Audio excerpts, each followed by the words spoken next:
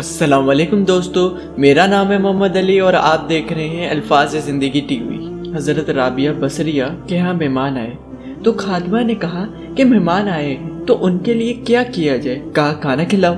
कहा कि एक रोटी पड़ी हुई है और मेहमान 4-5 हैं, कम से कम 10 रोटियां तो चाहिए होगी। तो फरमाया उस रोटी को अल्लाह की राह में खिरात कर दो। तो खिरात कर दिया गया।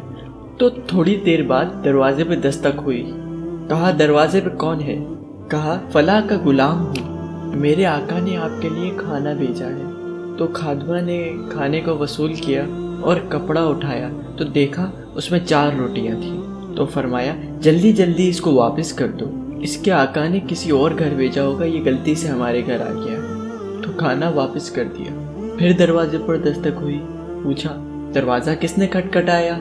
कहा फलाह का गुलाम हूँ, मेरे आका ने आपके लिए खाना भेजा है।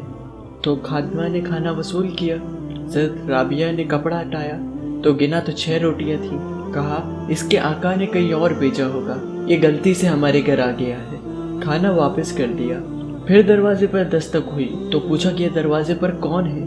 कहा फलाह का गुलाम हूँ, मेरे आका ने कहा है हज़रत राबिया बसरिया को ये खाना देकर आना है। तो खादिमा ने वसूल किया। हज़रत राबिया बसरिया ने जब कपड़ा हटाया तो 10 रोटियां थी। तो कहा हाँ ये खाना हमारा है, इसको रख लो और मेहमानों को खिला दो। तो खादिमा ने कहा हजरत पहले 2 भी तो आपका ही नाम लेते थे और इसी दहलीज पे आए थे। कहा मेरे रब का वादा है, जो 1 देता है उसको मैं 10 देता हूँ। तो पहले 4 रोटियां थी, फिर 6 रोटियां थी। तो मैंने कहा मालिक अगर 10 देगा तो तेरी बंदी वसूल करेगी। तो अगर उस पर तवक्कुल कायम हो जाए, अगर उस पर भरोसा कायम हो जाए, वो वहाँ से देता है जहाँ से बंदे को गुमान भी नहीं होता।